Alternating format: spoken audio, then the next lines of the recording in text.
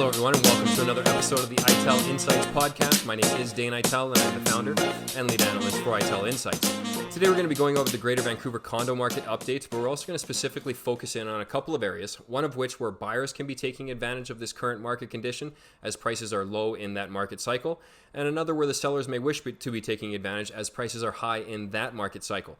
Before we do get into today's market analysis, of course, we just wanted to say a quick thank you to our subscribers. Please feel free to share our content with your friends or your family or anybody that you think could get some extra value out of today's actionable intelligence. As always, give us that thumbs up. It's one click from you, but it really does go a long way with us, so we would appreciate that. Over the recent history here, we've had multiple viewer requests to expand our market analysis to Toronto, Calgary, Fraser Valley, and even Victoria. So we will be getting to that here over the next quarter or so and intermittently throughout the years to come. We will be starting with Toronto here over the next couple of weeks, so please stay tuned for that. And of course, tell your friends that it will be coming out. One other thing that will be coming up here again is that Financial Outlook Conference hosted by Money Talks, Michael Campbell. We will be speaking at that event. Again, it is on February 5th, virtual. It is a virtual event. Tickets are still available. If you're interested, please click the description box and a link will take you to all the information you need there. We're very excited about speaking for the first time at that conference and look forward to for many years to come.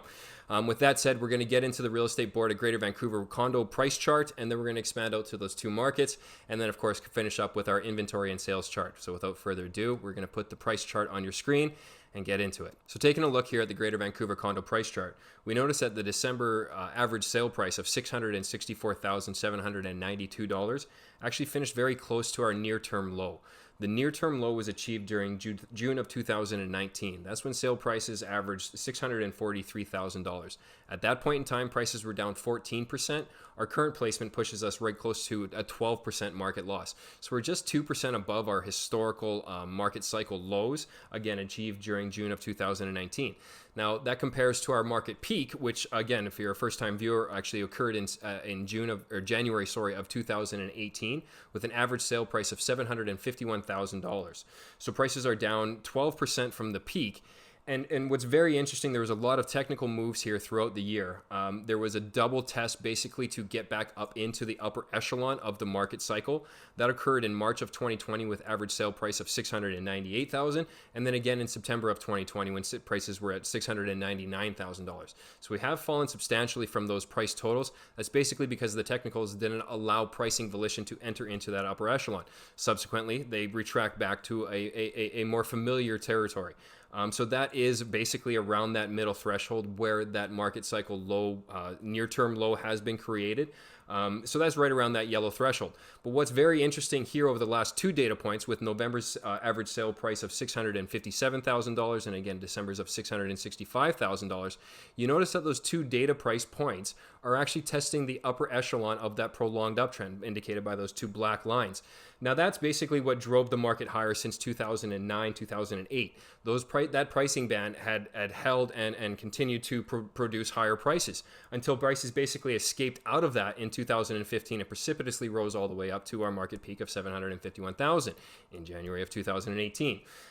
So what's interesting about that is prices at their current price point of $665,000 are back actually to the middle, to around the average sale price of 2017, right before prices really finalized their peak.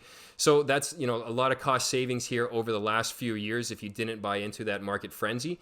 And going forward, if we continue to see high amounts of inventory, which is expected throughout 2021, you will likely see some volatility introduced to this price chart.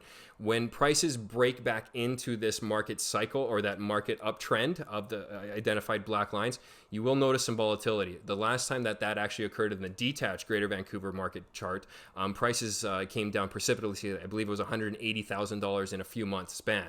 So this is something that you can possibly look forward to if prices continue to trend lower throughout 2021, which is anticipated, especially with this the work from home, people looking for a larger building footprint to work, live, and and work out of. The condo market, especially those micro condos that were all the rage because that's all that anybody could afford, are really going to be days gone by. And what we're going to see is that cannibalization of the market, where older buildings with larger square footage had to reduce prices to keep in competition with the newer shiny penny, the newer buildings. And maybe you'll start to see that trend reverse, where the values have reached low enough in their market cycle that buyers are willing to take advantage of that and actually achieve a larger square footage rather than paying a high dollar amount for a property that still has a warranty, but you still have to live where you live, right? So we do believe that cannibalization factor will continue here throughout 2021. It was definitely instigated in 2020 in the downtown core, and we're going to get to that here now. So, but just before we do, I do want to mention that basically out of the 19 markets that make up the Greater Vancouver average sale price, which is the chart that we are describing here, there are a majority of those areas have greater than a 10% loss from their individual market peak. Now, when we say market peak, we do mean market peak. We don't actually mean market zenith. Now, we're going to get to this in this upcoming chart here. So a lot of the individual charts across Greater Vancouver have one anomalistic data point that is much higher than the others, but then there's a bunch of consistent points. The consistent points is where we identify as a market peak. So these losses that we describe are actually kind of conservative losses because we don't take the outliers into account. So that's just something for our future clients. And of course, if you're looking for individual market analysis right across Greater Vancouver, heck, across Canada for that matter, please get in touch with ITEL Insights. Our information is in the description. And without really anything else said about the Greater Vancouver market, we're going to start to get into some actionable intelligence here on two specific areas, one of which, again, buyers can be taking advantage of, and then the other where the sellers may want to because prices are high. And since it doesn't exactly seem like a glorious forecast for the condo market, maybe you want to take advantage of that before prices decline, and you won't be able to achieve those high sale prices that are currently transpiring. So we're going to just toss the chart up. So the first chart that we're going to go over here is the Vancouver West condo price chart. And as you can see, prices are well off of their actual apex in this market cycle. Now, what we mentioned earlier about the zenith in prices and not actually taking those as peak conditions. So you notice here on the Vancouver West chart, the actual zenith in prices occurred in January of 2018, similarly to the overall Greater Vancouver price chart. But in Vancouver West, it's basically an anomalistic data point. It's out there by itself. So we don't count that as the peak. It is a data point, but we classify it as a zenith. So we don't use that in our prescribed losses for this market. So from the peak, which was consistently tested in March and April of 2018, was right around 1.1 million. So the average sale price loss from our market peak, again, of 1.1 million to our current sale price in December was 18%. December's average sale price for Vancouver West was $895,000. So again, 18% off of our peak conditions. And the actual low of this market cycle was just created in November with an average sale price of $835,000. And that exemplifies a 24% loss from the market peak.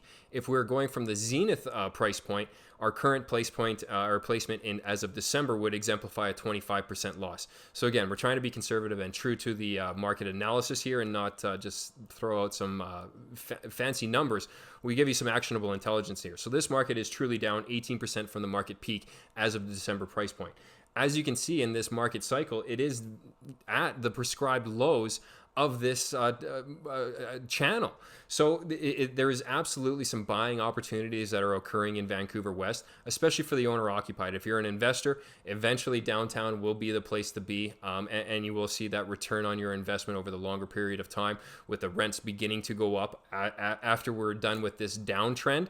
But for the owner-occupied, you don't necessarily have to wait for rents to tick back up to start to see some appreciation versus your mortgage costs. This is just basically where you live, and taking advantage of a $200,000 price loss from the peak to current conditions is something advantageous.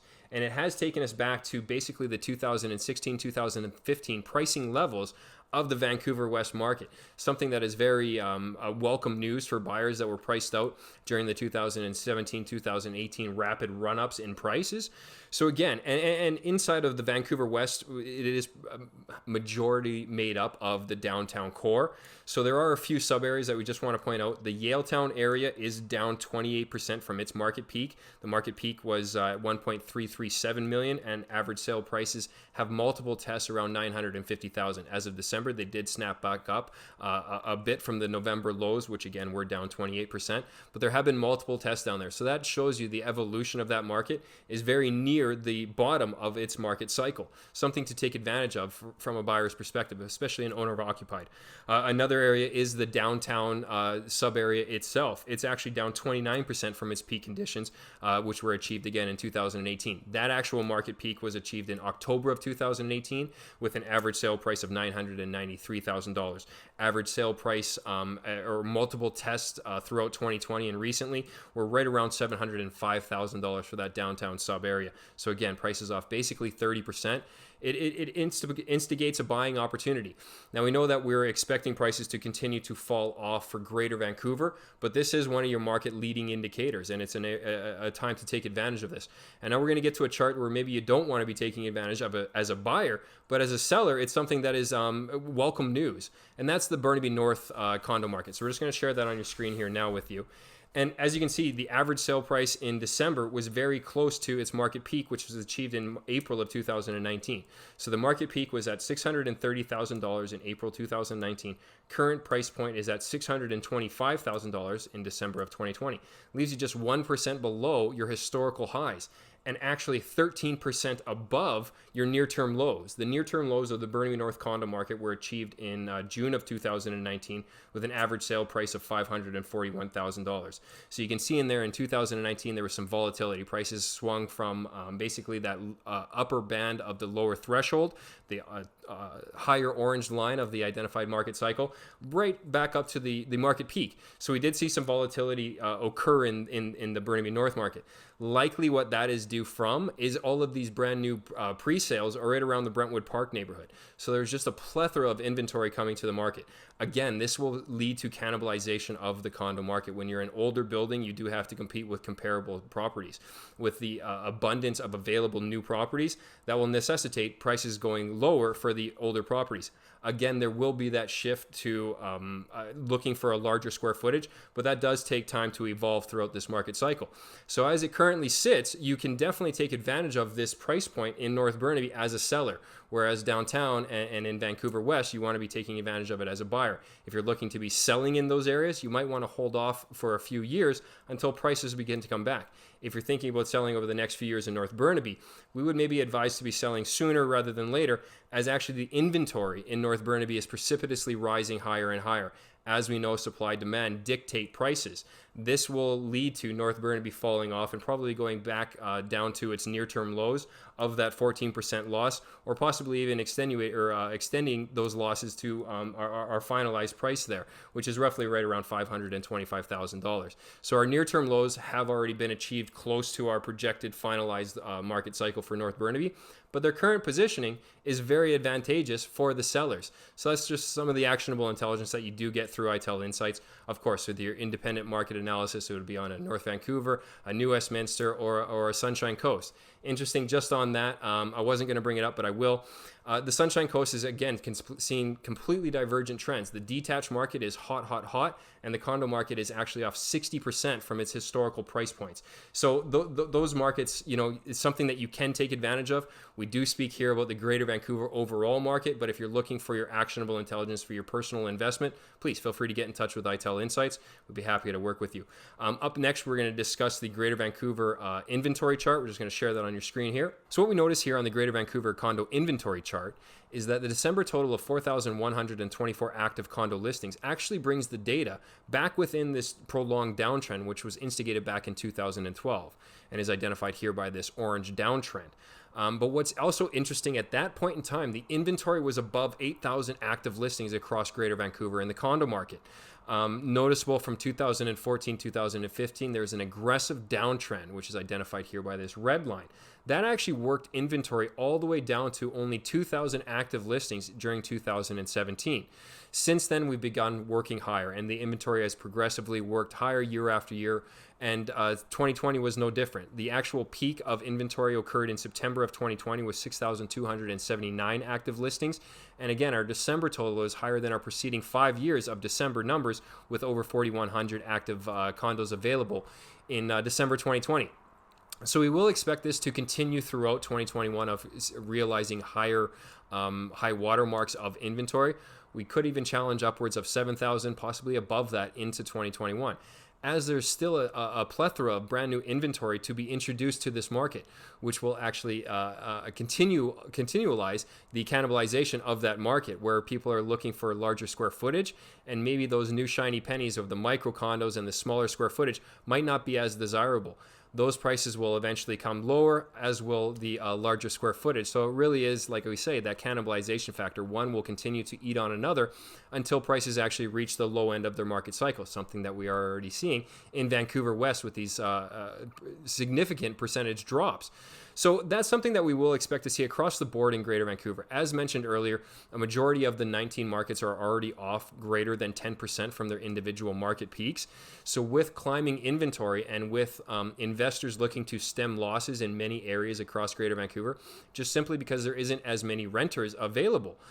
So you will likely see this inventory continue to climb, just simply because a recipe for success does not include declining prices with empty apartments. You will look for investors that own multiple to look to put a couple of them on the market, and that will eventually work its way to favoring the buyers, and that's something to expect here for 2021. Noticeable is the completely divergent tracks of the detached market and the condo market for the inventory charts. The detached market was actually 28% below its preceding 15 years of inventory during 2020.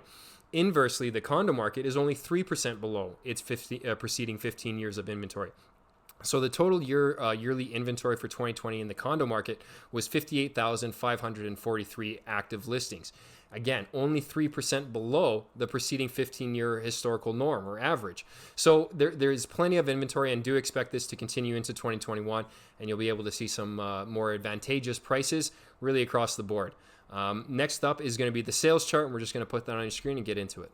So what's noticeable here on the Greater Vancouver condo sales chart is just the volatility that really did persist throughout 2020. So we saw some anomalistic data points, especially earlier on in the year, but because of those, we did see a snap back later on. So spring got pushed to summer, summer got pushed to fall. So what we see here is actually our low watermark of the year occurred in April, which is usually one of the higher data points throughout any given year.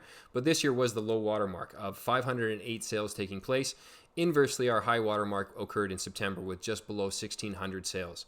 We wrapped up the year here in December with 1,478 completions taking place. Now, the last few data points have pushed us out of this sales channel, which we have remained in from 2017.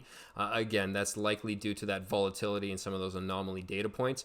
Going forward into 2021, we don't expect the volatility to persist. We do expect more of a normalized market where you'll probably see the spring, summer be the high watermark of the sales in the given year. But anything can happen, and we've recently experienced that. So, of course, stick with ITEL Insights for the actionable intelligence.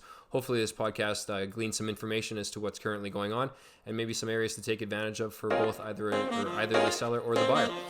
Anyways, all the best, folks. Hope everybody's staying safe. Take care.